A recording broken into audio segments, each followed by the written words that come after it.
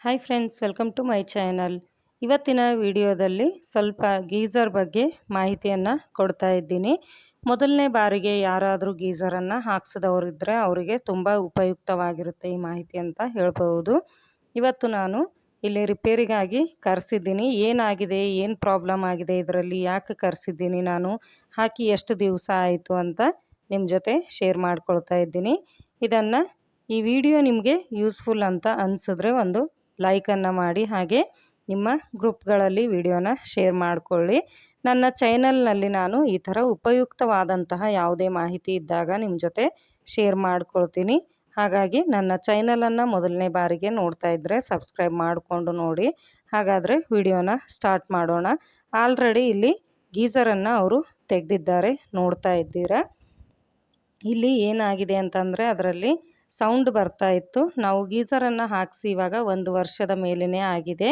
ಇಲ್ಲಿ ಸೌಂಡ್ ಬರ್ತಾ ಇತ್ತು. ಹಾಗಾಗಿ ಏನಾಗಿದೆ ಅಂತ ಅಂದ್ಬಿಟ್ಟು ನಾನು ಕಾಲ್ ಮಾಡಿ ಅವರಿಗೆ ಕರೆಸಿದ್ದೆ, ನೋಡಿ ಚೆಕ್ ಮಾಡಿ ಅಂತ.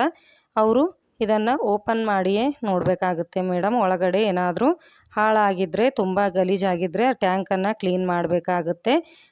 ಆ ಥರ ಇದ್ದಾಗ ಅದನ್ನು ಸೌಂಡ್ ಬರುತ್ತೆ ಅಂತ ಹೇಳಿದ್ರು. ಆಯಿತು, ಅದನ್ನು ಚೆಕ್ ಮಾಡಿ ಅಂತ ಹೇಳಿದೆ ನಾನು. ಇವಾಗ ಪೂರ್ತಿಯಾಗಿ ಅದನ್ನು ಓಪನ್ ಮಾಡ್ತಾ ಇದ್ದಾರೆ ನೋಡಿ.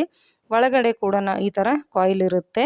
ಅವರು ಹೇಳಿದ್ರು ನನಗೆ, ನೀವು ಬೇಗನೆ ಕರೆಸಿ ತುಂಬ ಚೆನ್ನಾಗಿ ಮಾಡಿದ್ದೀರ ಮೇಡಮ್, ಯಾಕೆ ಅಂತಂದರೆ ಇನ್ನೂ ಲೇಟ್ ಆದರೆ ಒಳಗಡೆ ಕಾಯಿಲ್ ಎಲ್ಲ ಹಾಳಾಗ್ತಾ ಇತ್ತು ಅಂತ. ಇಲ್ಲಿ ಈ ಥರ ನ್ಯೂಸ್ ಪೇಪರ್ ಥರ ಏನಿದೆ ಅಂತ ಕೇಳಿದೆ ನಾನು. ಅದು ನ್ಯೂಸ್ ಪೇಪರ್ ಅಲ್ಲ, ಅದು ಮಣ್ಣಿದೆ ಮೇಡಮ್ ಅಂತ ಹೇಳಿದ್ರು. ನೋಡ್ಬೋದು ಎಷ್ಟೊಂದು ಮಣ್ಣು ಒಳಗಡೆ ಕಲೆಕ್ಟ್ ಆಗಿದೆ ಅಂತ. ಹಾರ್ಡ್ ವಾಟರ್ ಇರೋ ಕಡೆ ಈ ಪ್ರಾಬ್ಲಮ್ ತುಂಬ ಜಾಸ್ತಿ ಆಗುತ್ತೆ. ನಮ್ಮ ಹತ್ರ ಏನೋ ಹಾರ್ಡ್ ವಾಟರ್ ಇಲ್ಲ, ಆದರೂ ಕೂಡ ಈ ಥರ ಆಗಿದೆ ನೋಡ್ಬೋದು. ತುಂಬ ದಿವಸಗಳು ಆದರೆ ಈ ಥರ ಆಗುತ್ತೆ. ಹಾಗಾಗಿ ನಾವು ಅದನ್ನು ಅವಾಗ ಕ್ಲೀನ್ ಮಾಡಿಸ್ತಾ ಇರಬೇಕು ಅಂತ ಹೇಳಿದ್ರು. ನಾವು ಯಾವುದೇ ಒಂದು ಪ್ರಾಡಕ್ಟನ್ನು ಮನೆಗೆ ತಂದಾಗ ಅದನ್ನು ಸರ್ವಿಸಿಂಗ್ ಅಂತ ಇರುತ್ತೆ. ಹಾಗಾಗಿ ಅದನ್ನು ಅವಾಗವಾಗ ಅದರ ಸಮಯ ಬಂದಾಗ ನಾವು ಸರ್ವಿಸಿಂಗ್ ಮಾಡಿಸ್ತಾ ಹೋದಂತೆ ಆ ಪ್ರಾಡಕ್ಟನ್ನು ಹೆಚ್ಚು ದಿವಸ ನಾವು ಯೂಸ್ ಮಾಡ್ಬೋದು.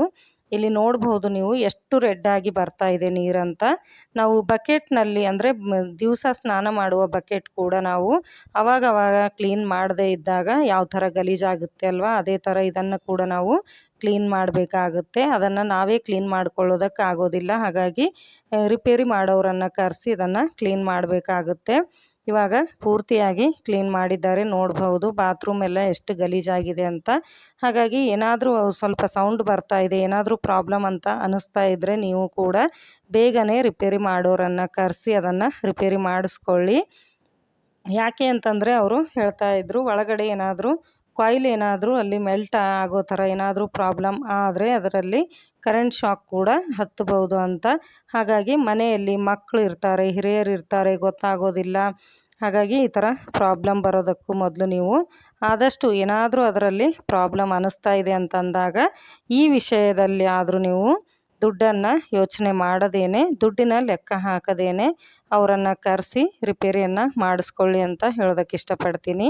ಇವಾಗ ಪೂರ್ತಿಯಾಗಿ ಕ್ಲೀನ್ ಮಾಡಿದ್ದಾರೆ, ನೋಡ್ಬೋದು. ಕ್ಲೀನ್ ಆದ ನಂತರ ಇವಾಗ ಎಲ್ಲ ಫಿಟ್ ಮಾಡ್ತಾ ಇದ್ದಾರೆ. ಹಾಗೆ ನೀವು ಯಾವುದೇ ಒಂದು ರಿಪೇರಿ ಮಾಡೋರನ್ನು ಕರೆಸಿದಾಗ ಒಂದು ಬಟ್ಟೆಯನ್ನು ಕಂಪಲ್ಸರಿಯಾಗಿ ನೀವು ತೆಗೆದಿಟ್ಕೊಳ್ಳಿ. ಯಾಕೆ ಅಂತಂದರೆ ಅವರು ಅದನ್ನು ಕ್ಲೀನ್ ಮಾಡಿದಾಗ ಕೆಂಟು ರಿಪೇರಿದವರಾಗಲಿ ಅಥವಾ ಈ ಥರ ಗೀಝರ್ ರಿಪೇರಿದವರಾಗಲಿ ಒಂದು ಬಟ್ಟೆಯನ್ನು ಕೇಳ್ತಿರ್ತಾರೆ. ಒಂದು ಬಟ್ಟೆಯನ್ನು ಇಟ್ಕೊಳ್ಳಿ, ಅವರು ಕೇಳಿದಾಗ ಕೊಡೋದಕ್ಕೆ. ಫುಲ್ ರಿಪೇರಿ ಆಗಿದೆ ಇವಾಗ. ವಿಡಿಯೋ ಇಷ್ಟ ಆಗಿದೆ ಅಂತ ಅಂದ್ಕೊಳ್ತೀನಿ. ಇಷ್ಟ ಆದರೆ ಲೈಕ್ ಮಾಡಿ, ಶೇರ್ ಮಾಡಿ. ಮತ್ತೆ ಸಿಗ್ತೀನಿ ಮುಂದಿನ ವಿಡಿಯೋದಲ್ಲಿ.